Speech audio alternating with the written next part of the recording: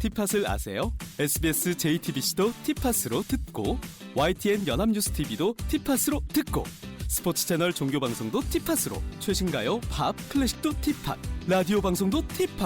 와, 이 모든 채널을 티팟에서 들어보세요. 티팟. 지금 구글 플레이 스토어에서 티팟을 검색하세요. 여러분 안녕하십니까? 우리 사회 주요 뉴스를 큐브 속 육하원칙으로 풀어보는 육면 시선 뉴스큐브 시작합니다. 네, 전남에 최고 500mm가 넘는 폭우가 쏟아졌습니다. 피해가 계속해서 발생하고 있는데요. 광양에서는 주택이 매몰돼 80대 여성이 실종됐습니다. 현장에 나가 있는 취재 기자 연결합니다. 김경인 기자. 네, 주택 매몰 사고가 발생한 전남 광양시 탄치마을에 나와 있습니다. 사고가 난 현장에서는 매몰된 80대 노인을 찾기 위한 수색 구조 작업이 7시간 넘게 계속되고 있는데요. 하지만 현재도 계속 비가 내리고 있고 뒷산에서 토사가 밀려들고 있어 구조 작업에 어려움을 겪고 있습니다. 사고가 난 현장은 아수라장으로 변해 참혹한 상황인데요. 주택이 종잇장처럼 주저앉고 토사가 뒤섞여 형체를 알아보기 힘든 상황입니다. 사고가 발생한 건 오늘 아침 6시쯤입니다. 마을 뒤편에서 토사가 밀려내려와 주택 두 채와 창고 세 동을 덮쳤습니다. 주택 두 채에는 평소 3명이 거주했는데 다른 2명은 타 지역에 머물고 있던 것으로 확인됐습니다. 장마 전까지 주택 뒤편 언덕에서 주택 공사가 진행되고 있었던 것으로 확인돼 사고와 관계가 있을 것으로 추정됩니다. 네, 전남 다른 지역의 피해도 심각한 상황이죠. 네, 그렇습니다. 전남 해남군 상산면에서는 60대 여성이 장맛비에 숨졌습니다. 사고가 발생한 건 오늘 새벽 3시 40분쯤인데요. 계곡물이 범람하면서 주택이 침수돼 일가족 5명이 고립됐는데 60대 여성이 결국 숨졌습니다. 침수 피해도 잇따랐는데요. 해남과 강진, 진도, 장흥에서 마을이 물에 잠기면서 100명이 넘는 주민들이 대피했습니다. 또 진도와 해남에서만 농경지 14,000여 헥타르가 물에 잠겼는데 주택과 농경지 피해는 계속 늘어나고 있습니다. 어제와 오늘 사이 내린 장맛비는 해남 현산면 520mm, 해남 북일 470mm 등으로 집계됐습니다. 진도와 고흥에도 300mm가 넘는 폭우가 쏟아졌습니다. 현재 전남 전체 시군에는 호우특보가 발효되어 있습니다. 지금까지 광양 주택 매몰 사고 현장에서 연합뉴스TV 김경인입니다. 네, 부산도 많은 양의 비가 내리면서 도심 하천 주변과 지하차도가 통제되고 있습니다. 경남도 집이 침수되는 등 피해가 잇따랐습니다. 네, 부산에 있는 취재 기자 연결해서 상황 알아보겠습니다. 고희윤 기자. 네, 저는 동래구에 있는 세변교 앞에 나와 있습니다. 이곳은 부산 도심 하천이 온천천을 끼고 있는 다리인데요. 많은 양의 비가 내리면서 하부 차도가 보신 것처럼 통제된 상태입니다. 옆을 보시면 많은 양의 흙탕물도 많은 양의 흙탕물이 있는 온천천의 모습을 확인할 수가 있습니다. 이곳 말고도 인근 연안교와 수영교 등 부산 지역 6곳이 폭우로 인해 통행이 금지되는 상태입니다. 현재 강풍주의보는 해제됐지만 밤새 강풍 피해도 잇따랐습니다. 중구의 경우 새벽에 순간 최대 풍속 80km가 넘는 바람이 불었는데 이로 인해 한 원룸 건물 외벽이 떨어지는 사고가 발생했습니다. 또 수영구의 한 아파트는 강풍으로 인해 240세대가 정전 피해를 보는 등 부산엔 12건의 장맛비 피해가 있었습니다. 경남도 시간당 55mm에 달하는 집중호우가 내리면서 곳곳에 피해가 발생했는데요. 주택과 도로가 침수되는가 하면 토사가 유입되고 나무와 담장이 쓰러지는 등 50건에 달하는 피해가 발생했습니다. 경남은 16개 시군에 호우특보가 발효된 상태입니다. 비추기는 현재 굵어졌다 약해지기를 반복하고 있는데요. 기상청은 오늘 부산에 50에서 150mm, 경남 남해안의 경우에는 200mm 이상, 그 밖의 지역은 50에서 150mm의 비가 내릴 것으로 내다봤습니다. 지금까지 부산에서 연합뉴스TV 고효현입니다. 네, 현재 남부지방을 중심으로 많은 비가 집중되고 있습니다. 전남과 경남 지역에는 호우 경보가 내려진 가운데 일부 지역에는 홍수주의보도 발령됐습니다. 자세한 상황은 취재 기자 연결해서 알아봅니다. 김재훈 기자. 네, 여전히 남부지방을 중심으로 많은 비가 쏟아지고 있습니다. 현재 전남과 경남 지역에는 호우 경보가, 전북 남부와 부산, 울산에는 호우주의보가 발령됐습니다. 이들 지역으로는 시간당 30에서 50mm 안팎의 장대비가 쏟아지고 있습니다. 이 많은 비에 산사태 위험도 커지고 있는데요.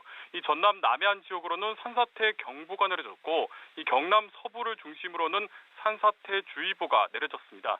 오전 9시 10분을 기해 전남 나주 지석천 남평교 지점에는 홍수주의보도 발령됐습니다. 홍수 통제소는 영산강 유역의 수위가 높아지면서 지류인 황룡강 유역에도 이 홍수주의보가 발표될 수 있다고 밝혔습니다. 이 오후 1시를 기준으로 전남 해남 404mm, 고흥 363, 여수 279, 하동 220mm의 누적 강수량을 기록하고 있습니다. 기상청은 동서로 길고 남북으로 폭이 좁은 비구름대가 유입되면서 남부지방으로 비가 집중됐다고 분석했는데요. 이 정체전선의 영향으로 오늘까지 남부에는 최고 200mm 이상의 비가 더 내릴 것으로 내다봤습니다. 현재 남해안 지역을 중심으로 강한 비가 집중되고 있는데 만조시각 해안 저지대를 중심으로 침수 가능성이 큽니다. 또한 지난 주말부터 많은 비가 장시간 이어지면서 지반이 크게 약화된 만큼 이 산사태와 축대 붕괴 등에도 철저한 대비가 필요합니다. 지금까지 보도국에서 전해드렸습니다.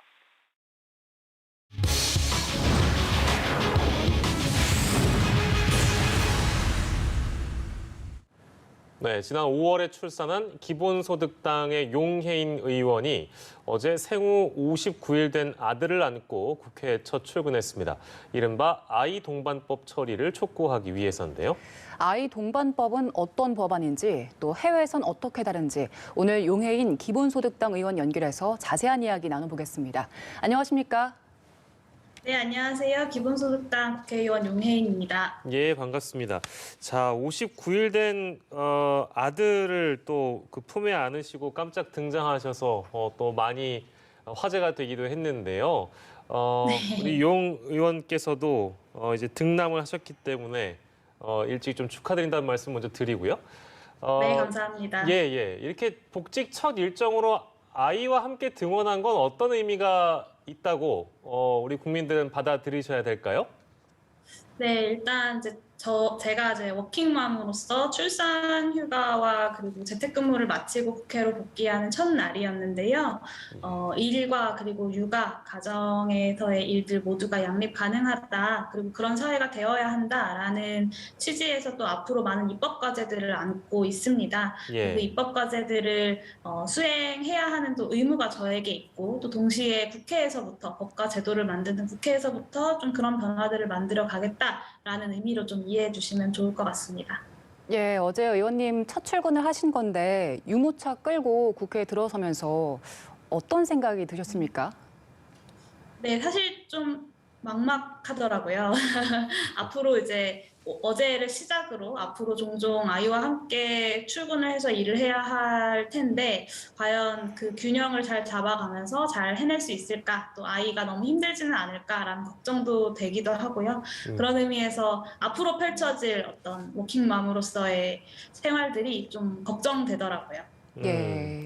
자, 현재 그 준비하시는 국회법 개정안이 영아인 자녀를 국회 회의장에 데리고 갈 수 있도록 하는 그런 내용일 텐데 그 어떤 현행의 그 국회법하고 어떤 차이점이 있는지 설명해 주시면 좋을 것 같습니다.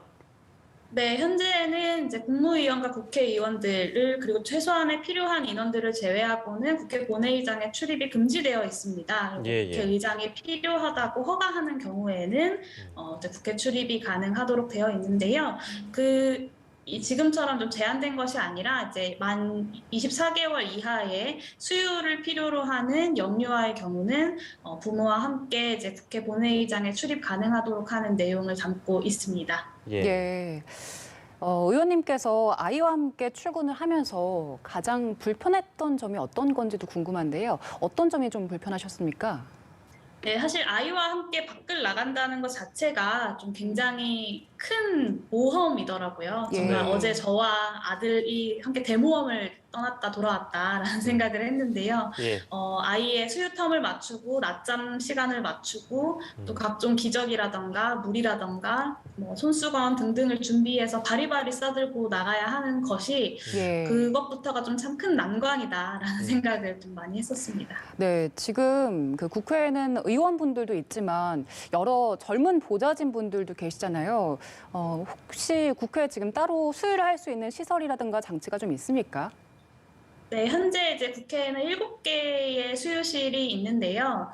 사실 코로나로 인해서 거의 사용하지 못하도록 폐쇄되어 있다가 최근에 좀 다시 개방이 된 것으로 제가 알고 있습니다. 그래서 예. 수요실 점검을 해봤는데요. 정말 최소한의 비품들만 갖추어져 있어서 수요를 좀 편하게 할 수 있는 공간은 아닌 걸로 좀 확인이 되었고요. 예. 저뿐만 아니라 이제 국회를 방문하시는 사실 국민 여러분들께서도 이용할 수 있는 수요 공간이어야 하는데 예, 그런 부분에서 좀 많이 부족하지 않나 싶은 생각이 듭니다.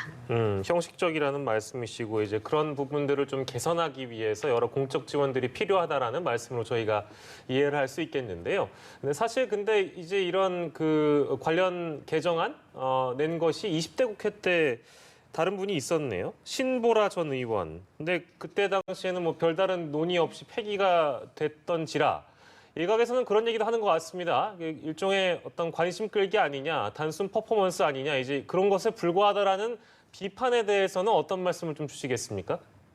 네, 퍼포먼스로 끝나는 것 아니냐라는 어떤 의문에 대해서 제가 앞으로 이제 구체적인 의정 활동과 입법 과제들로 좀 증명해 보여야 될 것이라고 생각하고요. 다만 이런 퍼포먼스를 통해서라도 이 육아라는 것이 얼마나 여성들에게 개인적인 짐으로 혹은 과제로만 남겨져 있는지가 우리 사회에서 환기될 수 있다면 저는 그거 자체만으로도 큰 의미가 있지 않을까라는 생각이 듭니다. 예, 네. 근데 뭐 주변에 이제 사실은 출산의 경험이 있는 내지는 아이가 있는 동료 의원들이 또 많이 계시기 때문에 뭐 법안 개정안 통과라든지 뭐 아무튼 좀 기간이 좀 남아 있습니다만 그런 설득의 과정에 대해서는 큰 의심 없이 잘 순탄하게 이루어질 수 있다라고 혹시 개인적으로 전망을 하시는지요? 어떻습니까? 네, 어제 이제 김상희 국회 부의장님도 찾아뵙고 오늘부터는 각 정당의 원내대표님들을 찾아뵙고 있습니다. 오늘 오전에는 이제 윤호중 원내대표님을 만났고 오늘 오후에는 또 김기현 원내대표님을 만나고 내일도 또 각 정당의 원내대표님들을 만날 예정인데요. 예. 애초에 이 법안을 발의할 때부터 6개 정당의 원내대표님들이 함께 발의를 해주셨습니다. 또 60명이 넘는 의원분들이 발의를 해주셔서요. 예. 큰 이견 없이 통과될 수 있지 않을까라는 것이 많은 의원님들의 중론인 것 같습니다. 예, 꽤 많은 의원분들이 참여를 해주신 것 같습니다. 그 20대 국회 발의될 때 2018년이었는데 그때 당시와 지금의 분위기나 여론은 어떻습니까? 국회 안에서 여론은 어떻습니까? 네, 당시에도 이제 신보라 전 의원님께서 발의를 하실 때 많은 의원님들이 함께 하신 걸로 알고 있는데요. 다만 이제 여야 간에 합의하는 어떤 협상을 하는 과정에서 중요도가 밀려서 빠진 것으로 제가 알고 있습니다. 근데 이제 점점 더 많은 청년 의원들이 국회에 진출하고 있고 그런 변화들을 맞이하고 있는 지금 더 이상 이런 논의를 미룰 수는 없다라는 점이 좀 지금과 20대 국회의 차이점인 것 같고요. 20대 국회보다도 더 많은 청년 의원들이 들어왔고 사실은 저뿐만 아니라 올해 초에 또 민주당의 오영환 의원님이 등려하시기도 했는데요.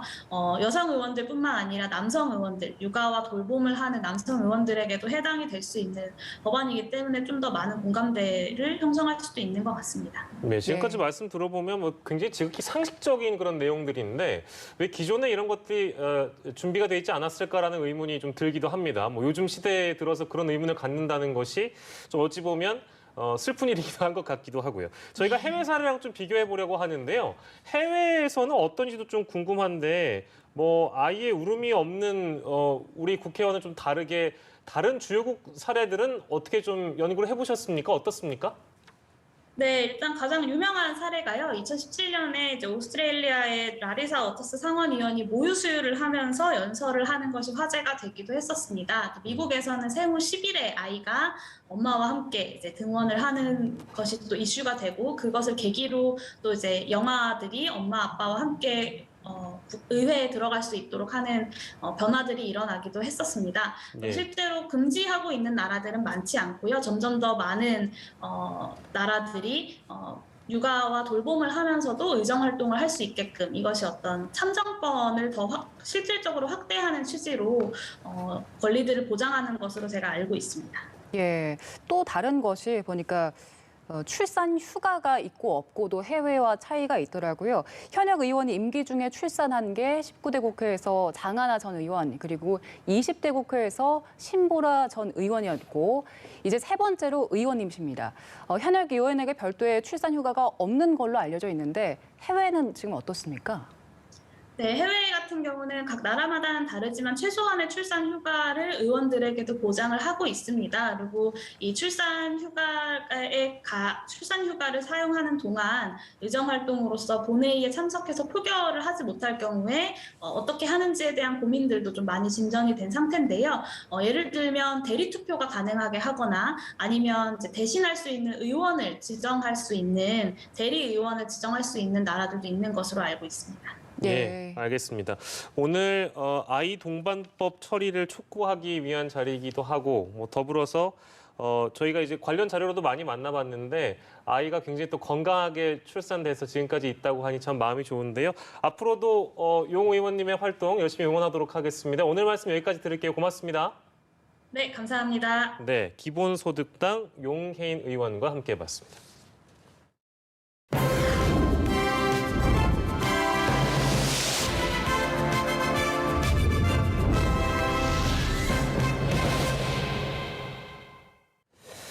예, 코로나 상황을 짚도록 하겠습니다. 신규 확진자 수 지난달 30일부터 일주일째 700명대를 이어가고 있는데요. 델타 변이 바이러스가 빠른 속도로 확산하고 있는 가운데서 정부는 내일 수도권의 새 거리두기 체계를 발표합니다. 네, 오늘 관련 소식은 김윤 서울대 의료관리학과 교수와 함께 짚어보겠습니다. 어서 오십시오. 안녕하십니까. 예, 오늘 화요일이라서 아마 이제 오늘까지 수치는 주말 검사 건수의 영향을 받는 네. 뭐 이 정도는 뭐 많은 국민들께서 이제는 이해를 하실 것 같은데 중요한 건 내일 수치가 제일 중요하겠죠, 아마도.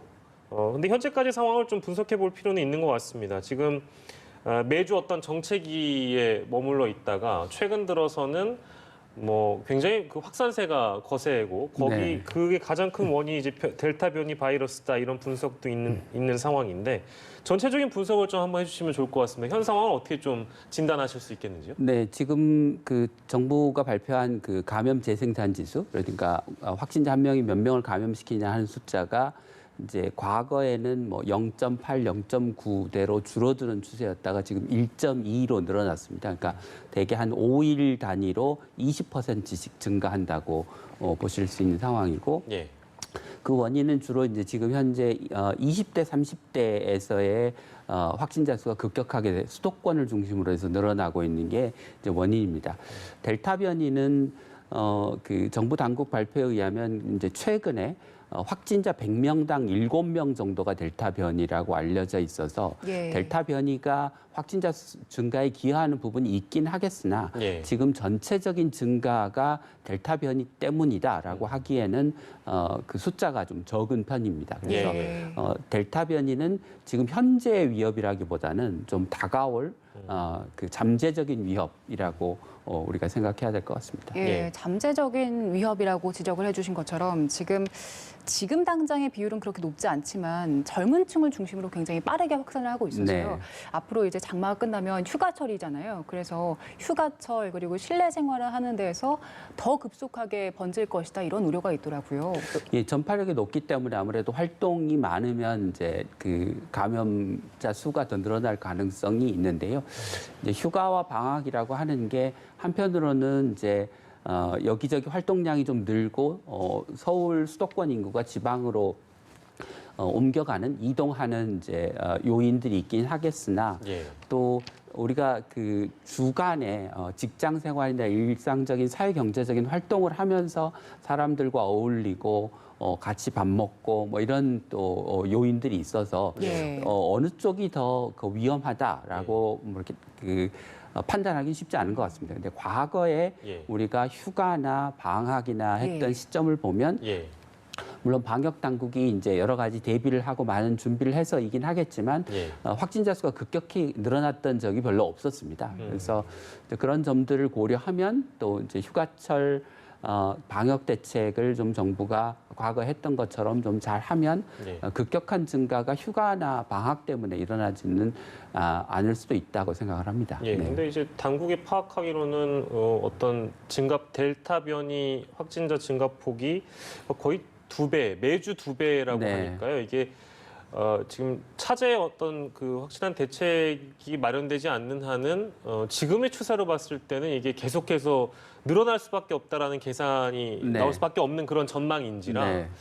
이게 딱 부러진 대책이 지금 시기에 딱 있겠습니까? 어떻습니까? 어떤 말씀 좀 주시겠어요? 그러니까 델타 변이가 지금 뭐 전체 변이의 뭐 전체 확진자의 30%, 40%, 50%라고 하면 사회적 거리두기를 강화하는 게 답일 겁니다. 예. 그런데 이제 전체 확진자의 7명밖에 되지 않는 100명 중에 7명밖에 되지 않으니까 7%밖에 되지 않는다고 하면 전체 사회적 거리두기를 강화하는 방법보다 델타 변이가 의심되는 또는 대규모 집단 감염으로 발생할 가능성이 높은 감염에 대해서 예. 우선적으로 변이 여부, 델타 변이 여부를 확인하고 예. 확인되는 경우 보다 철저한 역학조사, 철저한 접촉자 격리, 광범위한 접촉자 격리를 통해서 예. N차 감염과 대규모 감염으로 발전하는 것을 막는 게 현재 단계에서는 효과적인 것 같습니다. 예, 그런데 이제, 알겠습니다. 네. 예.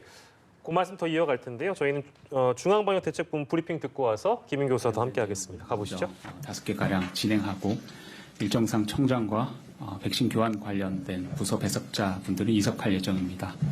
오늘 배석은 외교부 윤현수 심의관, 복지부의 정은영 국장, 식약처 김상봉 국장이 배석했습니다. 그럼 먼저 백신 교환 협약과 관련돼서 정은경 청장의 설명이 있겠습니다.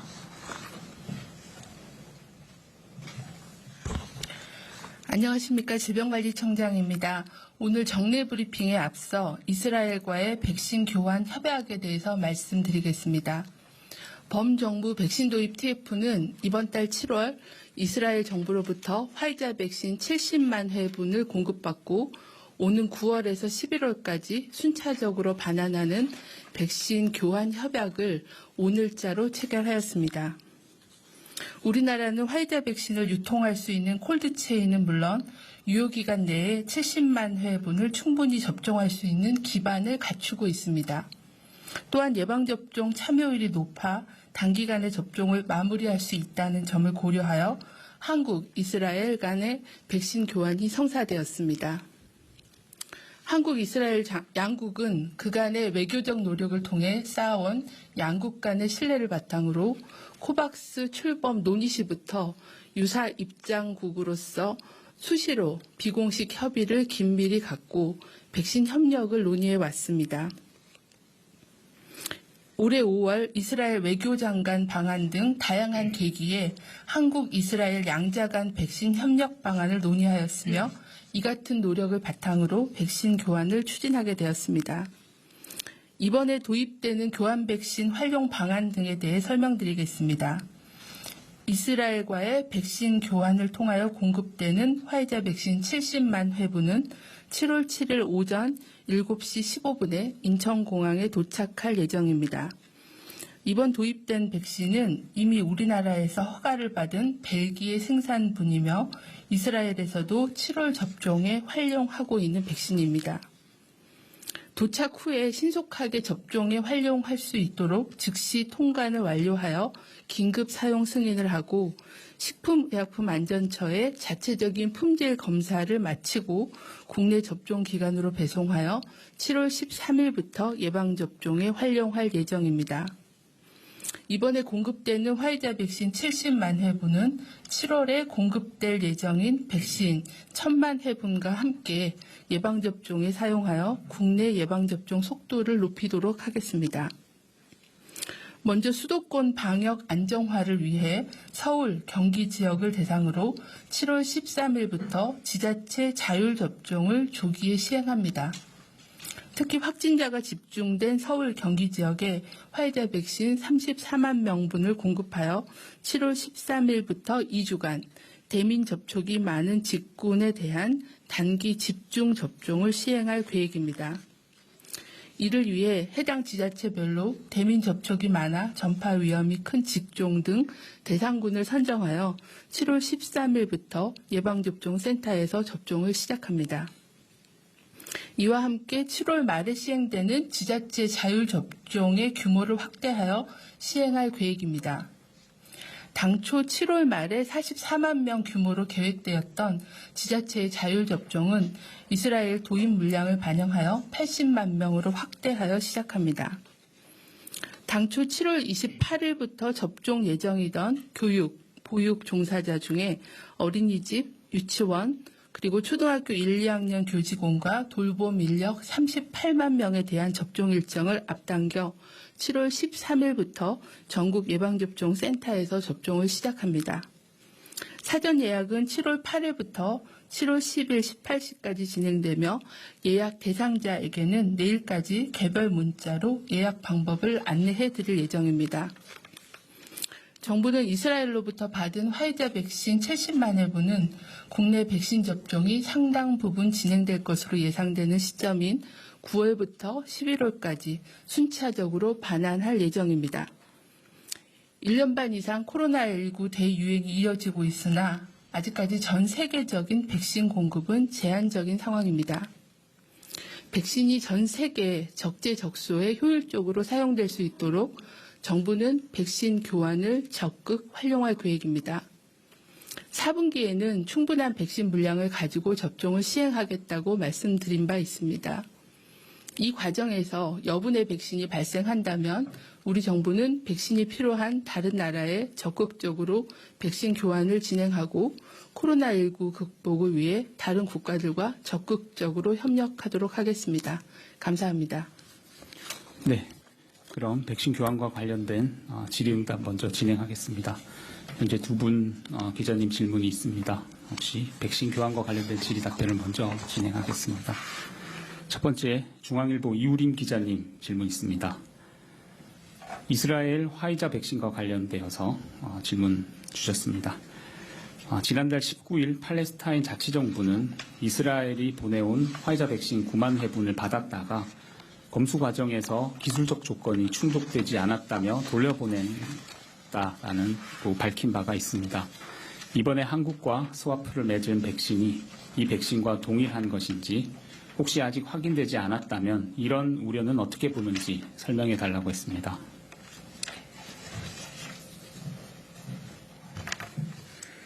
네, 이스라엘과 팔레스타인 간에 진행된 백신 수합에 대해서는 세부적으로 말씀드리기는 어려운 점이 있습니다. 하지만 저희가 팔레스타인으로 실제 선정되었던 백신과는 다른 백신으로 저희가 파악을 하고 있습니다. 말씀드린 대로 우리나라에 교환되는 백신은 이스라엘에서 현재 사용되고 7월 접종에 사용되고 있는 백신으로 품질에 문제가 없고요. 아울러 국내 도착 후에 식약처의 품질 검사를 실시할 예정으로 국민들에게 안전하게 접종을 받을 수 있도록 만전을 기하도록 하겠습니다. 네. 다음은 접종 대상과 관련된 질문 몇 번 주셨습니다. JTBC 최승훈 기자님 질문입니다. 이스라엘에서 공급받은 화이자 백신을 대민 접촉이 많아서 전파 위험이 큰 직종에 접종한다라고 했는데 구체적으로 어떤 직종이 여기에 포함되는 것인지 궁금하다고 질문 주셨습니다. 직종 외에 연령에 대한 기준도 고려하고 있는지 질문하셨고 관련돼서 조선일보 김태주 기자도 이스라엘과 스와프로 체결받는 백신 70만 회분의 구체적인 접종 대상이 궁금하다 질문 두 가지 있습니다. 네, 그 대민 접촉이 많은 직군에 대해서는 현재 이제 경기하고 서울에 34만 회분의 백신이 지자체 자율접종 물량으로 먼저 1차적으로 공급이 될 예정이고요. 서울 경기의 지자체 시도는 해당 지자체의 유행 상황을 반영해서 전파 차단을 위해서 시급하게 접종이 필요한 그런 대민 접촉이 많은 직군을 지자체에서 일단 선정을 할 예정입니다.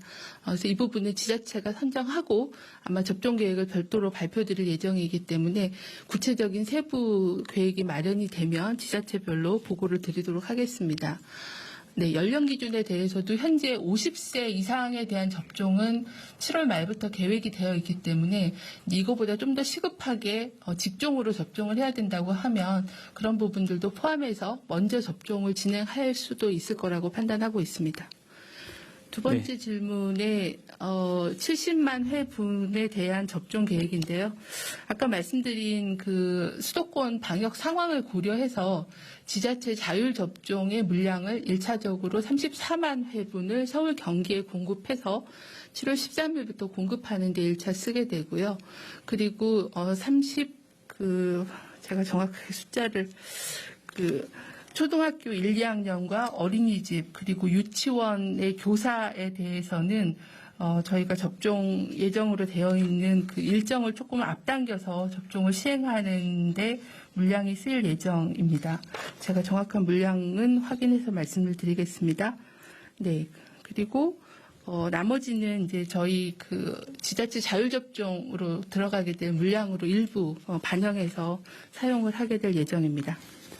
네, 백신 교환과 관련돼서 한국일보 임소영 기자님 직군과 관련돼서 또 질문 주셨습니다. 한국일보 임소영 기자님 질문이 이스라엘이 공급하는 70만 회분이 그럼 서울 경기 지역에 자율접종에 투입된다라고 보면 될지 그리고 대민 접촉이 많은 직군에 대해서 구체적인 예를 좀 들어달라 했습니다.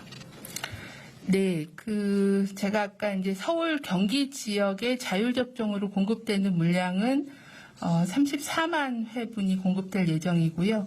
그리고 전국에서 어린이집, 유치원, 그리고 초등 1, 2학년 교직원과 돌봄 인력 38만 명은 전국 단위로 7월 13일부터 접종을 진행할 예정입니다.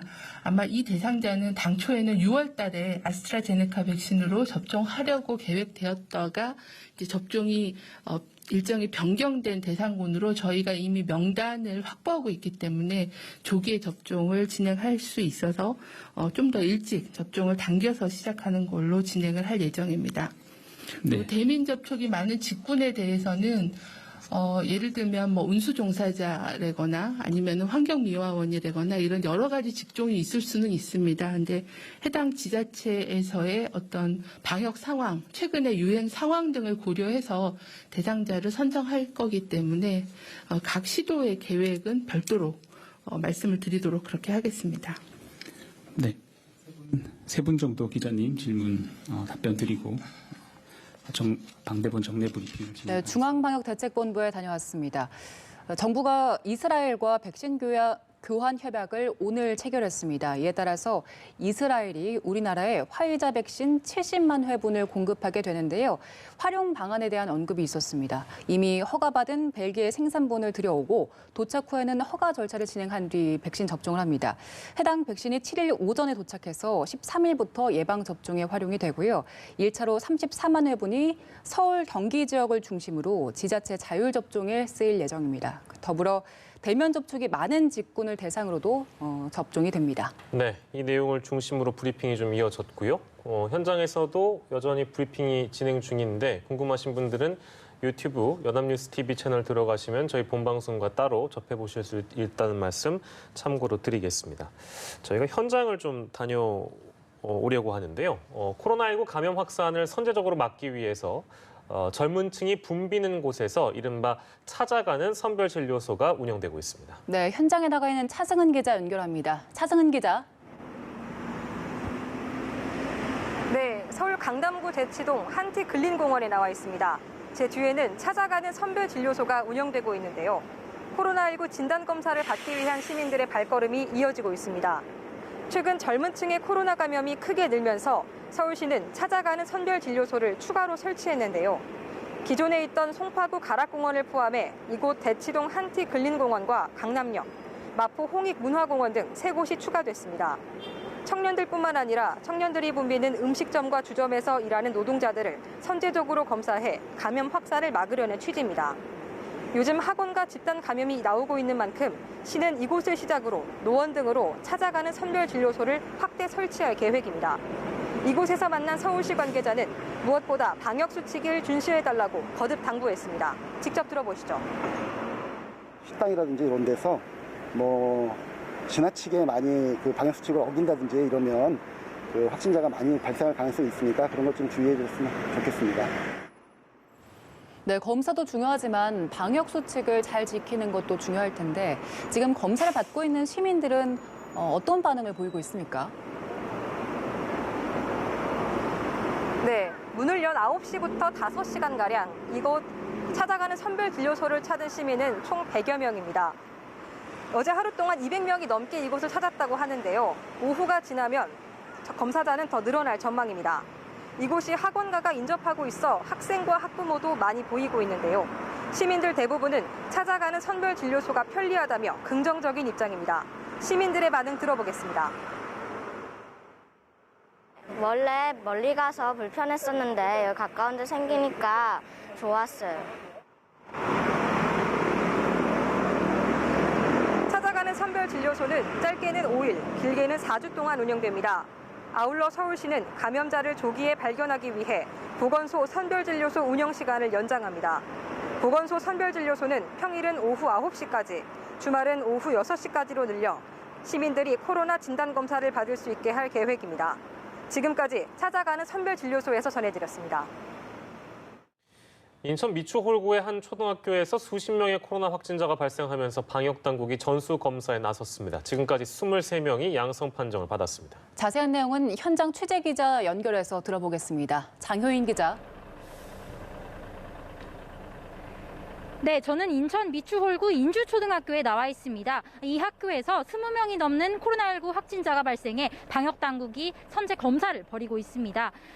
방역당국과 학교 등에 따르면 어제 오후 이 학교에 다니는 6학년 학생 2명이 코로나19 확진 판정을 받았습니다.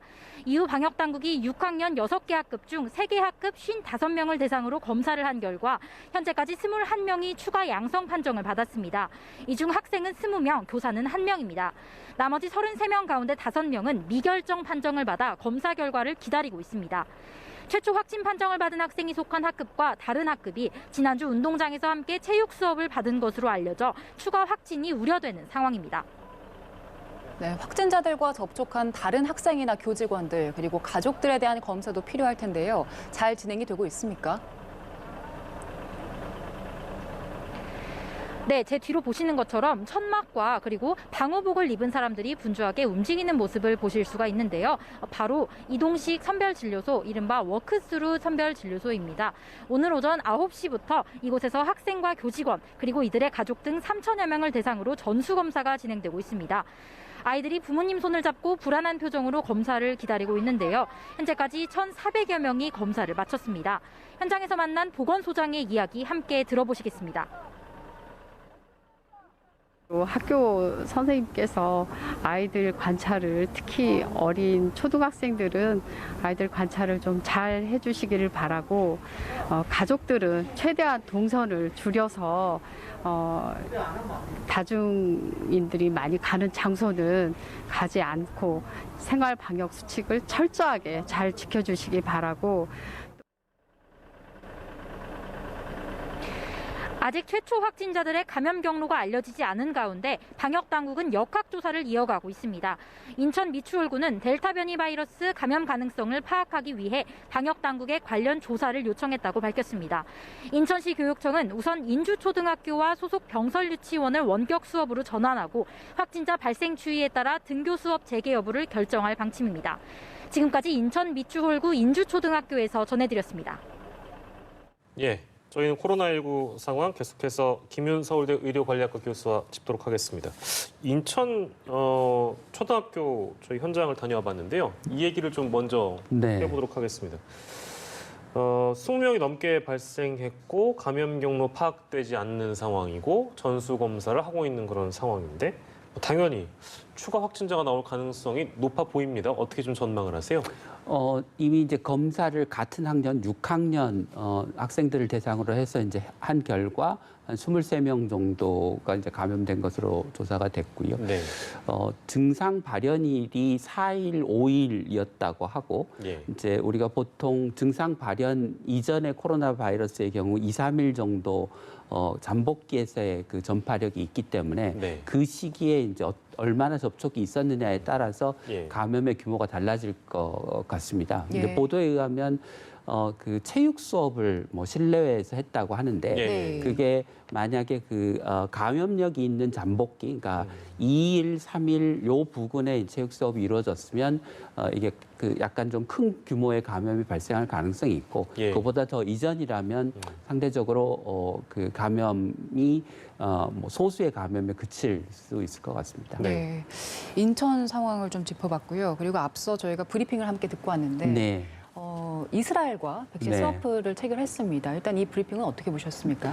네, 그러니까 지금 이제 3분기에 백신이 이제 대규모로 들어오긴 할 텐데 7월 초에 7월 달에는 지금 많은 양의 백신이 지금 들어오지 못한 상황이라 예. 뭐 그리 많은 물량은 아닙니다. 70만 회분이니까 많은 물량은 아니긴 하지만 뭐 당장 급하게는 좀 도움이 되는 물량이라고 생각합니다. 그리고 예. 뭐 장기적으로는 이런 백신 스와프가 추후에 이제 또 우리나라의 백신 수급이 여의치 않을 때 예. 도움을 받을 수도 있어서 뭐 저는 바람직한 결정이었다고 생각합니다. 예. 관련된 내용 저희가 이제 그 브리핑에서도 워낙에 좀 길게 다루지기도 했고 그래서 저희가 좀 여쭤본 사항이고 자 그리고 mRNA 백신의 부작용과 관련된 얘기를 저희가 좀 짚어보려고 하는데요. 이제 하반기 백신 접종은 지금 30%를 넘어간 상황이고 다들 아시는 것처럼 이제 3분기 주력 백신은 뭐 이전에는 뭐 아스트라제네카나 얀센이었다면 뭐 주력이라고 표현한다면 아마 에이즈 백신이겠죠. 근데 3분기는 결국에 화이자, 모더나, mRNA 백신이기 때문에 이제 많은 분들이 대표적으로 알려진 뭐 심근염, 심낭염 네. 이게 그 어떤 부작용인가? 물론 100만 명당 4명꼴이기 때문에 아주 뭐 다수가 발생하는 거라고는 뭐 우리가 단언할 수 없겠습니다만 네. 그래도 이 질환이 어떤 증상을 보이는지는 알아야 나중에 차후에 약간 내가 좀 불편하다라는 거를 감지하실 수 있을 것 같아요. 어떤 말씀을 좀 주시겠습니까? 예, 그 심근염은 심장 근육에 염증이 생기는 거고요. 예. 심낭은 심장을 둘러싸고 있는 주머니, 막이 있는데 거기에 염증이 생기는 겁니다. 예. 이제 심근에 염증이 생기면 심낭에 염증도 동반되는 경우가 많고요. 심장에 염증이 생기는 것이기 때문에 이제 흉통이나 가슴에 통증이 있거나 호흡곤란 같은 증세가 올 수 있습니다. 예. 심낭염은 이제 숨을 들이쉴 때 이제 그 폐가 심장을 이제 압박하기 때문에 그때 통증이 생기고 이제 숨을 내쉬면 폐가 수축해서 줄어드니까 이제 통증이 완화되는 그런 증상 또는 이제 자세를 바꿀 때 통증이 생겼다가 완화됐다가 하는 그런 증상이 이제 있기는 한데 그런 특징적인 증상이 있긴 한데 뭐 증상으로 심근염, 심낭염을 구분하실 수는 없고요. 그러기는 좀 어렵다고 생각이 되고 이제 그 백신 접종한 후에 며칠 내에 뭐 빠르면 하루 이틀일 수도 있고 길면 한 5일, 6일일 수도 있고 그 사이에 전에 없었던 가슴의 통증이나 호흡곤란이나 이런 증상이 있으면 이제 병원에 가서 혈액 검사를 받아보시면 그 심근 효소가 올라가 있는 그러니까 심근이 손상을 입으면 그 손상 때문에 심근 효소가 이제 혈액에서 검출이 됩니다. 그걸 통해서 이제 진단을 할 수 있습니다. 근데 이제 한 가지 드리고 싶은 말씀은 이게 아스트라제네카의 혈전은 이제 드물지만 굉장히 치명적인 그 부작용인 반면에 심근염은 상대적으로 가벼운 부작용이어서 대부분은 증상이 없이 그냥 지나가거나 자각 증상이 없이 아니면 좀 심하더라도 병원에 입원해서 며칠 치료를 받으면 대부분 회복되는 그런 질환이라서 너무 국민들께서 걱정하실 필요는 없다는 말씀을 드리고 싶습니다. 보통 어떤 치료를 합니까, 교수님? 염증이니까 이제 소염제 같은 걸 쓰고요. 그다음에 아주 그 염증 증상이 심하거나 하면 스테로이드 제제나 이제 면역 제제 같은 것들을 쓰기도 합니다. 이게 일종의 자가 면역 반응, 이상 면역 반응이기 때문에요. 그러면 이 부작용이 혹시 기존에 뭐 심혈관 질환들이 있던 분들 그런 분들께 더 잘 나타나고 이런 이유가 있습니까? 지금은 젊은 층에서 주로 발생하는 것으로 알려져 있어서 뭐 10대에서 30대까지 주로 발생하는 걸로 알려져 있어서 기존에 있던 심장 질환과 큰 관련은 없는 것 같습니다. 기본적으로 이게 면역 반응이기 때문에요. 알겠습니다. 뭐 심장 질환이 있는 분에게 더 잘 나타나거나 그런 게 아니라 실제 이 mRNA 백신의 대표 부작용으로는 이제 젊은 분들에게 주로 나타나는 그런 증상이라고 하고 저희가 좀 깊이 알아봤고요. 자, 그리고 이것도 뭐 델타 변이 바이러스와 관련된 얘기가 될 수도 있겠습니다만 전북 남원시 한 식당에서 그 델타 변이 감염 사례가 나왔는데요. 확진자가 5m 떨어진 거리에서 식사를 했다가 감염된 사례가 나왔다.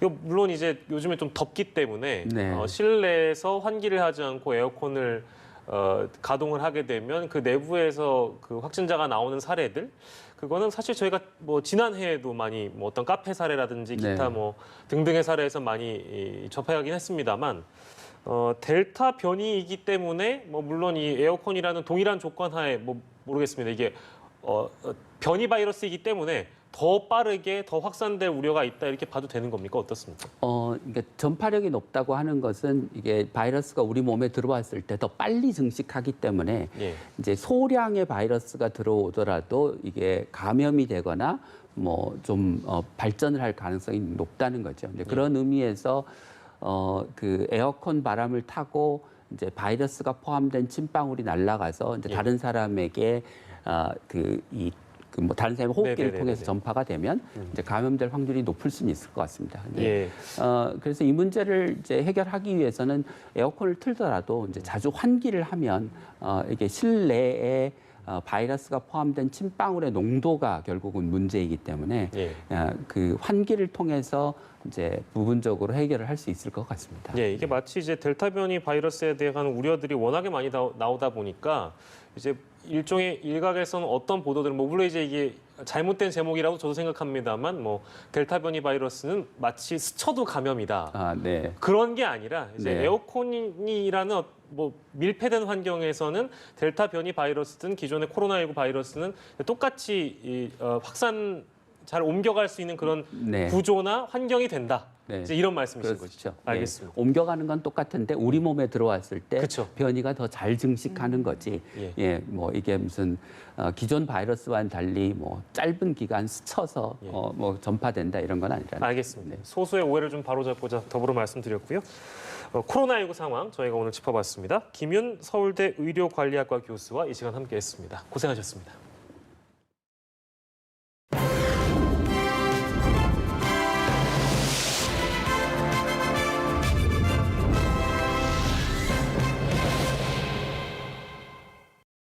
네, 정치권 상황 짚도록 하겠습니다. 더불어민주당의 대선 예비 경선 주자 8명, 오늘 밤 세 번째 TV 토론회를 가질 예정인데요. 시간이 갈수록 후보들 간의 대립구도 그리고 협공 모드가 구체화되고 있습니다. 국회 취재기자 연결합니다. 장보경 기자. 민주당 대선 예비 경선 레이스 치열합니다. 당이 마련한 TV 토론회, 국민 면접까지 8명 예비 경선 후보들은 하루도 빠짐없이 바쁘게 달리고 있는데요. 이재명 후보와 이낙연 후보는 오늘 오전에 부동산 정책 경쟁으로 색깔을 드러냈습니다. 이재명 후보는 부동산 감독기구 설치를 골자로 하는 부동산 시장법 제정 국회 토론회에 참석했고, 이낙연 후보는 개발이익 환수를 강화하는 등의 토지 공개념 3법 발의를 추진한다고 기자회견을 열었습니다. 8명의 예비 후보들은 오늘 밤 세 번째 TV 토론회에서 격돌하는데요. 이 두 번째 토론회를 기점으로 반 이재명 연대가 더 공고해지는 분위기가 연출됐습니다. 반명연합, 명추연대 등 후보들 간의 대립, 협공을 바탕으로 한 재미있는 말들이 만들어지고 있습니다. 특히 오늘은 어젯밤 토론회에서 나온 이재명 후보의 바지 발언을 고리로 한 경쟁 후보들의 협공이 이어졌습니다. 정세균 후보는 어제 야당이 공격할 일 당당히 사실만 밝혀달라고 SNS에 적었고, 이낙연 후보도 오늘 좀 더 진솔하고 겸손한 소명이 있었으면 하는 바람이라고 힘을 보탰습니다. 이 경쟁 후보들의 공세에 이재명 후보는 마녀사냥 같은 느낌이 들기도 했지만 그것도 경쟁의 한 부분으로 수용해야 한다고 생각한다는 입장을 밝혔습니다. 어제 토론회에선 추미애 후보가 이재명 후보의 우군으로 나선 듯한 모습을 보이기도 했는데요. 이 소위 말하는 이 두 후보 간의 느슨한 연대 모습이 오늘도 나올지 주목됩니다. 네, 야권 상황 살펴보겠습니다. 윤석열 전 총장 그리고 안철수 국민의당 대표가 내일 만난다고요? 네, 안철수 국민의당 대표와 윤석열 전 총장이 내일 오찬 회동을 갖기로 했습니다. 이 두 사람의 오찬 회동은 비공개로 진행될 예정인데, 소위 말하는 야권의 빅텐트론 논의에 진전을 이룰 수 있을지 주목됩니다. 국민의힘과 국민의당 간의 합당 논의가 진행 중인 상황에서 미리 정치적 관계를 맺으려는 행보라는 분석도 나옵니다. 윤석열 전 총장은 오늘 민생 행보를 시작한다면서 대전으로 향했습니다. 대전 현충원을 참배한 뒤 카이스트 석박사 과정 학생들과 만나 문재인 정부의 탈원전 정책의 문제점을 청취했습니다. 국민의힘과의 입당 여부와 시기를 놓고 벌이는 줄다리기도 날로 팽팽해지는 분위기인데요. 국민의힘은 8월 경선버스 출발 준비에 착수하면서 장외 주자들의 합류를 압박하고 있습니다. 슬슬 당 중진들과의 기싸움 윤곽이 드러나는 것도 이 때문입니다. 이준석 국민의힘 대표는 윤 전 총장과 안철수 대표의 만남에 대한 질문에 권영세 위원장을 통해 국민의힘과의 소통도 원활히 진행하고 있는 것이고 안철수 대표도 큰 텐트 안에서 같이 하셔야 되는 인물이라 별다른 의미가 있다고 생각하지 않는다고 말했는데요. 한편 야권에서는 윤석열 전 총장 못지않게 최재형 전 감사원장의 향후 행보에 대해서도 주목하고 있습니다. 지금까지 국회에서 전해드렸습니다.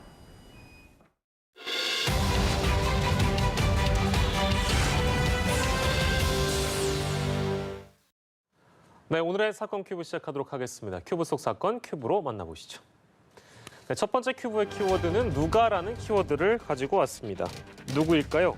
바로 옷가게 직원 폭행으로 무리를 빚었던 주한 벨기에 대사의 부인을 기억하실 겁니다. 그런데 또다시 사건에 휘말렸는데요. 이번에는 폭행 사건이었습니다.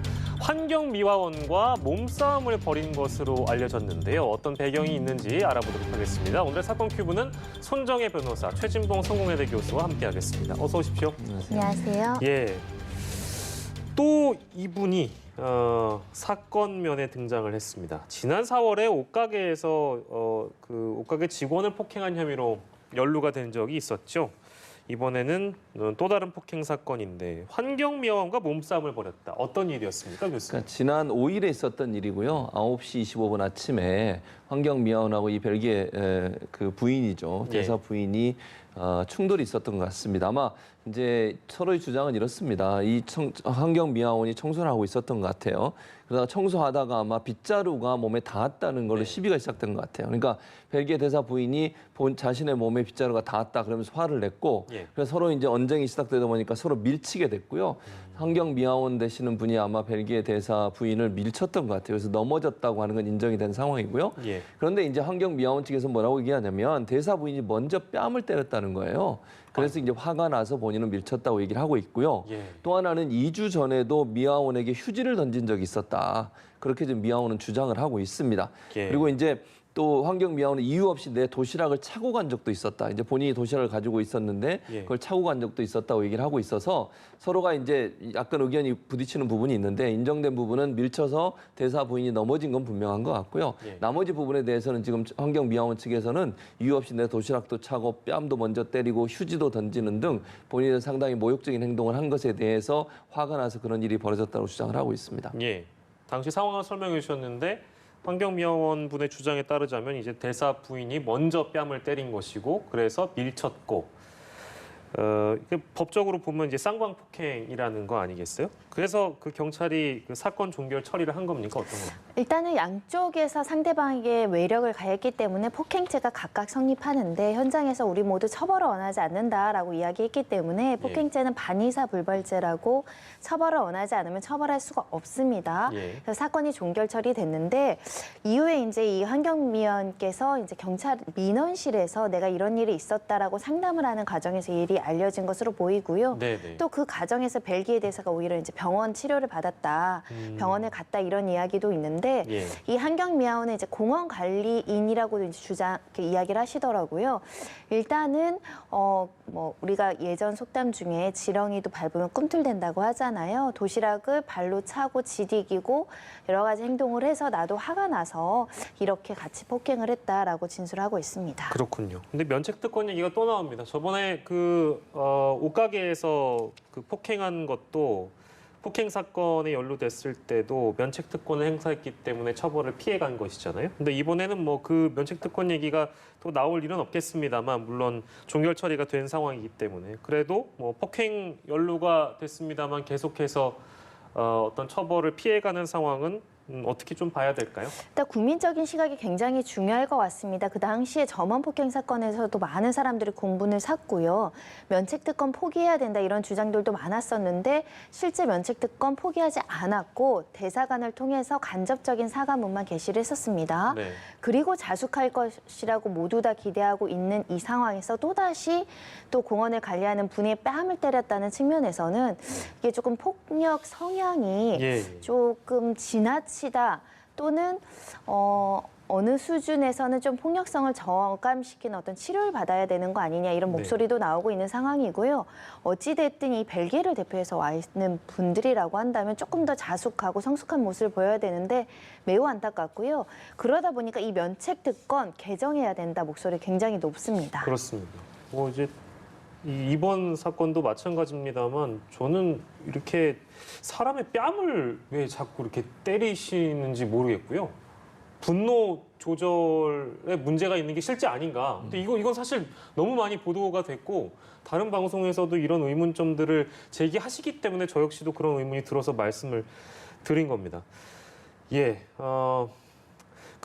아무튼 이런 사건에 연루되다 보니까 올 여름 대사 임기도 종료된다고 알고 있고 지금 종료 시기가 더 앞당겨질 수도 있을까요? 어떻게 좀 보십니까? 그럴 가능성이 있다고 보여요. 벨기에 당국에서 볼 때는 우리나라에서 이 사람이 지금 두 번째 이런 문제가 발생하지 않습니까? 네. 방금 말씀하신 뺨을 때리고 사람을 무시하는 행동을 하고 점원들에 대해서 정말 이해할 수 없는 행동을 하는 모습은 대사로서의 품격에도 어긋나는 행동이에요. 그리고 벨기에에 대해서 우리나라 국민들이 가지는 어떤 이미지가 어떻게 되겠습니까? 대사 부인이라는 분이 우리나라에 와서 하는 행동이 면책특권을 이용해서 자기보다 좀 낫다고 생각하는 사람들을 함부로 대하는 저런 모습은요. 벨기에의 이미지에도 상당히 안 좋아질 수 있어요. 그래서 아마 벨기에가 임기 조기 종료를 아마 검토하고 있는 것으로 알려지고 있습니다. 대사를 빠른 시간에 바꿀 의도가 있는 것으로 보여지고요. 저는 그래야 된다고 봐요. 저분이 계속 있으면서 저렇게 아나무인으로 한 번 문제가 발생했으면 일반적으로 사람들이 조심할 거 아닙니까? 저분의 행동을 보면 지금 환경미화원하고 이 충돌된 문제도 보면 주의하려고 하지 않는 것 같아요. 나는 신경 안 쓰겠다 이런 태도 아니겠어요? 다른 나라에 와서 아무리 면책특권이 있는 대사 부인이지만 저런 행동을 하는 것은 벨기에 당국에도 이미지가 안 좋아지기 때문에 아마도 임기를 조금 더 빨리 당겨서 바꾸지 않을까, 교체하지 않을까 이렇게 생각이 됩니다. 면책특권에 해당 있는 그런 관련자들이 어떤 사건에 연루됐을 때 면책특권 뒤에 숨는다 이런 지적들은 다른 사건을 통해서도 우리가 조명해 볼 수 있겠습니다만 폭행에 연루된 대사 부인 사례가 과연 다른 나라 대사에게도 있었던가 이제 그런 좀 의문 좀 들고요. 아무튼 어떤 측면에서는 참 대단하다는 생각이 듭니다. 첫 번째 큐브 속 사건이었고요. 두 번째 큐브 속 사건으로 바로 넘어가도록 하겠습니다. 큐브 보여주시죠. 두 번째 큐브의 키워드는 왜라는 키워드를 가지고 왔습니다.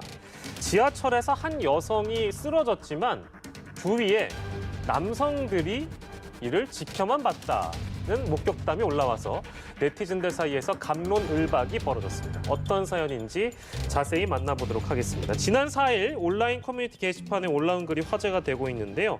지하철에서 한 여성이 쓰러졌는데 남성들이 지켜만 봤다. 어떤 사연이었습니까, 변호사님? 여성이 쓰러졌다고 하는데 좀 비교적 젊은 여성이 이제 조금 반바지에다가 부츠를 신다 보니까 일부 이제 쓰러져 있으면 신체 노출이 좀 있을 수 있어 보입니다.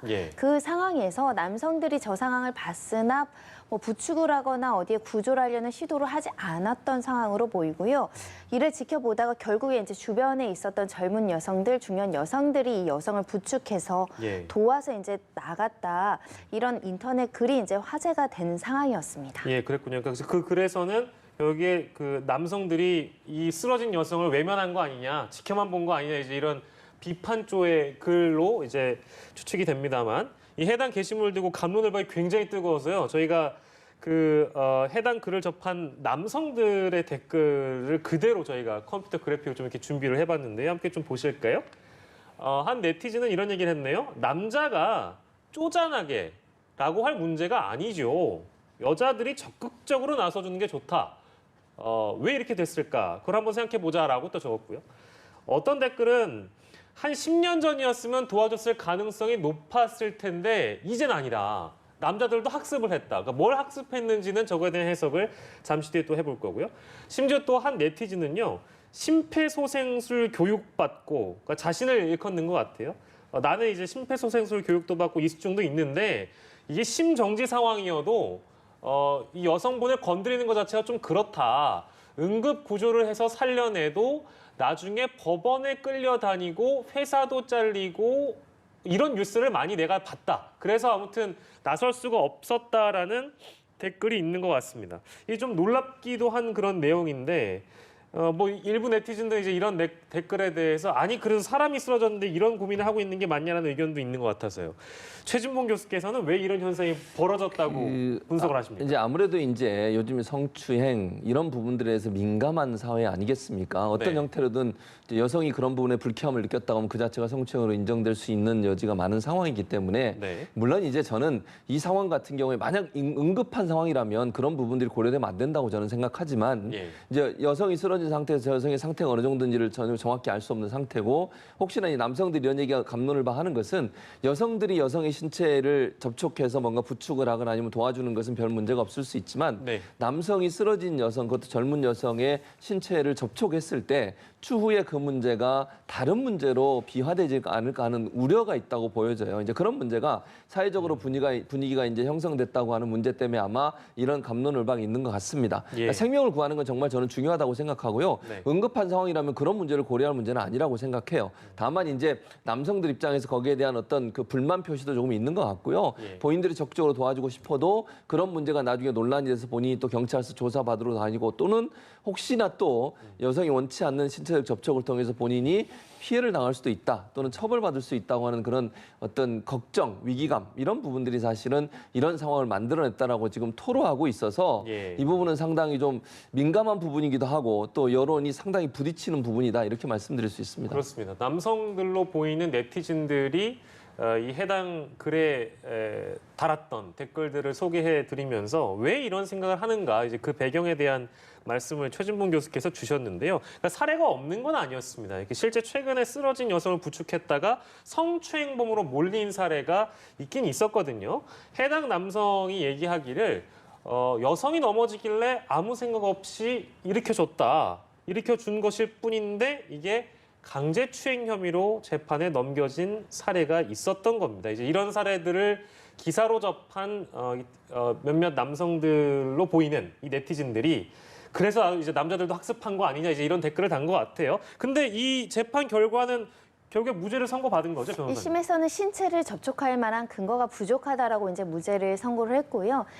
사회에선 다양한 사건들이 있는데 실제로 술 취한 여성을 부축하는 것처럼 하면서 강제추행 사건이 일어나기도 하고요. 예. 이 사건처럼 오해받아서 이렇게 무리한 기소로 이제 무죄로서 이제 자백을 증명하는 상황도 되는 상황인데요. 예. 근데 지나치게 과민 반응을 하거나 우려하실 필요는 없을 것 같습니다. 내가 생명의 신체 위험을 느껴서 누군가를 날 구조했는데 그 상황에서 누가 날 도와주면 대부분은 고맙다고 여기지 또 이것을 무고하게 고소하는 일은 현실에서 그렇게 많지는 않다라는 점을 말씀드리고요. 특히 급격한 어떤 신체 위험이나 생명의 위험이 왔다 갔다 하는 상황에서는 도와주시는 게 맞지 않을까. 그리고 이제 그것이 혹여라도 오해를 받을 것이 문제가 되시면 옆에 있는 분에게 부탁을 하거나 목격자 번호를 받거나 또는 동영상을 촬영해 놓으시면 되지 않을까 하는 생각도 해봅니다. 예, 이제 그런 해법들을 좀 변호사님께서 주셨어요. 자, 그런데 이제 이런 일반 분들 사이에서만 이런 일이 있다, 이런 종류의 일이 있다고 얘기하기 좀 그렇고. 경찰까지도 뭔가 급박한 상황에서 여성과의 신체 접촉을 꺼리는 상황이 발생하고 있다고 합니다. 실제 지난 2018년에 있었던 사례를 저희가 만나보려고 하는데요. 쓰러진 여성의 머리카락을 잡았다가 경찰이 대기 발령이 됐다 이런 사례가 있었습니까? 예, 그런 사례가 있었어요. 그러니까 2018년도에 쓰러진 여성이 이제 머리카락을 잡아서 대기 발령을 받았던 상황인데 지금 사진에 나오고 있는 장면인데요. 네네. 이제 저런 부분이 이제 논란이 돼가지고 본인도 이제 억울하다고 얘기를 하고 있는 상황이고 또 이제 그 주치자들 있잖아요. 예, 그러니까 예. 술에 취해 있는 분들, 뭐 남성이든 여성이든 대응 매뉴얼이 있는데 그 매뉴얼에 보면 접촉을 최소화해라라고 하는 원칙이 기록돼 있다고 해요. 그러니까 예. 아마 이제 그러니까 제가 볼 땐 이래요. 사람들이 많은 곳에서 어떤 도움을 주는 것은 크게 문제가 될 거라고 보지 않습니다. 중요한 건 둘이만 있거나 사람이 별로 없는 골목길이나 이런 데서 이제 주치자라고 뭐 보이는 분에 대해서 도움이라고 하면서도 이제 성추행 같은 그런 일이 일어날 수 있는 위험성이 있으니까. 네. 그러니까 아까 지금 뭐 지하철에서 그런 일이 있었다고 하는 건 저는 그건 도와준다고 해도 별 문제가 없을 거라고 생각해요. 왜냐하면 주변에 워낙 사람이 많은데 그거에 대해서 뭐 추행이라고 이렇게 보지 않지 않겠습니까? 그러나 이제 이렇게 그걸 또 일반화 시켜버리면 아무도 없는 뭐 골목길 이런 데서도 그런 일이 벌어졌을 때 그럼 그것도 과연 도와주는 일이냐 하는 부분에 논란이 될 수 있기 때문에 그러니까 명확하게 누가 봐도 이거는 성추행이나 아니면 성적 범죄의 행위라고 보지 않을 수 있는 상황이라면 문제가 없지만 이렇게 이제 소위 이제 그 여성들에 대해서 의도적으로 성추행을 하기 위해서 저런 행동을 하는 부분도 있을 수 있는 부분이고 그래서 경찰이든 도시철도공사든 거기서 일하는 분들도 상당히 좀 조심스럽게 하는 것 같아요. 근데 문제는 뭐냐면 그 일반적인 상황에서는 괜찮지만 정말 위급한 상황이 된다고 했을 경우에 그 부분을 어떻게 할 거냐 하는 부분은 좀 더 매뉴얼을 구체화시킬 필요가 있다. 단순히 그냥 접촉을 최소화해라 이렇게 끝내버리면 소극적으로 대응하지 않겠어요? 근데 정말 위험한 상황에 빠지는 상황이 됐는데도 내가 혹시나 처벌받지 않을까 해서 소극적으로 대응하다가 생명의 위협을 느끼는 일도 있을 수 있으니까 이 부분을 좀 더 체계적으로 상황별로 따로 매뉴얼을 만들 필요가 있다. 저는 그렇게 봅니다. 예, 알겠습니다. 이제 그런 대안까지도 말씀을 해주셨고요. 자, 그리고 이렇게 논란이 계속되니까 서울교통공사까지 나서게 됐는데요. 지난 5일에 서울교통공사 측의 입장입니다. 지하철 역사 내에서 도움이 필요한 일을 도왔을 때 이성에 대한 신체 접촉으로 성추행 고소를 당한 역사 직원이 있다는 말을 들어본 적이 없다 이렇게 설명을 했습니다.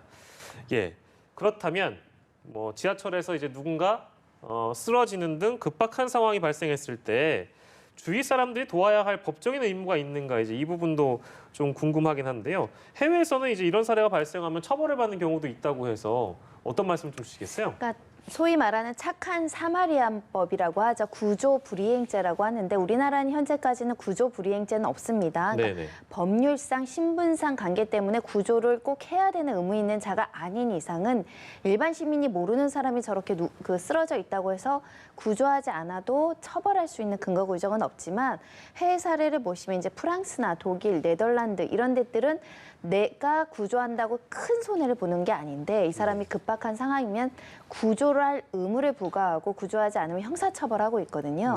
우리나라도 도입을 하자라는 개정안에 대해서는 여러 차례 이제 논의가 되고 있지만 아직 사회적 합의가 안 되고 있고 특히 급박한 상황이 너무 자의적으로 해석되는 거 아니냐 그런 논란도 좀 제기된 상황인데요. 일부 이제 응급실 같은데 응급의료 분야에서는 선의로한 응급 조치 같은 경우는 책임을 면제하는 그 법률안이 있습니다. 그러니까 예를 들면 사람들이 꺼리는 게 괜히 도와줬다가 수사기관에 진술을 해야 되고 괜히 처벌을 받고 괜히 가실이 있다고 손해배상 청구를 당할 염려 때문에 그러거든요. 그런 것들에 대한 면책 규정을 먼저 만들어주고 좀 급박한 상황에 대한 해석을 좀 할 수 있는 기준을 만들어준다고 한다면 또 이런 착한 사마리안 법도 도입되지 않을까 합니다. 네, 뭐 두 분께서 계속 말씀 주셨습니다만 어떤 국내에서 발생한 소수의 나쁜 사례들이 너무 일반화해서 해석되는 것은 또 경계할 필요가 있겠죠. 좋습니다. 여기까지만 오늘은 말씀 듣도록 하고요. 두 가지 사건을 오늘 함께 해봤습니다. 손정혜 변호사, 최진봉 성공회대 교수와 오늘의 사건 큐브 함께했습니다. 고생하셨습니다.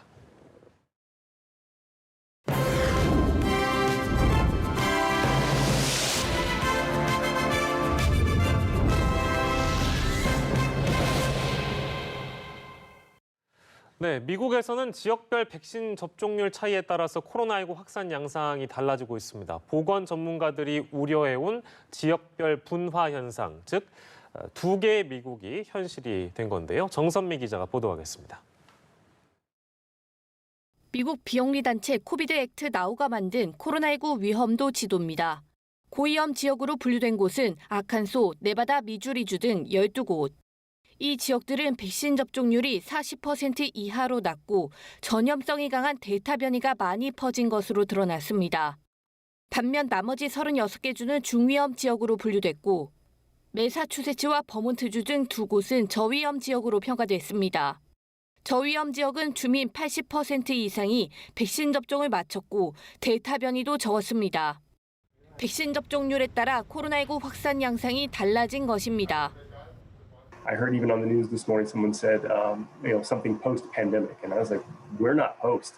We're still in the middle of this. And I can tell these people come to these spots like Southwest Missouri and look at these hospitals, and the folks that are caring for these patients know we are not post-pandemic. 이 CNN 방송이 지난 2주일간 주민 10만 명당 평균 신규 확진자 수를 집계한 결과 백신 접종률이 낮은 주는 평균 6명, 높은 주는 평균 2.2명으로 나타났습니다. 백신 접종률에 따라 신규 확진자 수가 3배 가까이 차이가 난 것입니다. 이는 전파력이 강한 변이 바이러스 등장과 백신 접종률 양극화가 겹쳐지면 두 개의 미국으로 나뉜다는 보건 전문가들의 우려가 현실이 됐음을 의미합니다. 앤서니 파우치 미 전염병 연구소장도 백신을 덜 맞은 지역은 개별적인 일탈이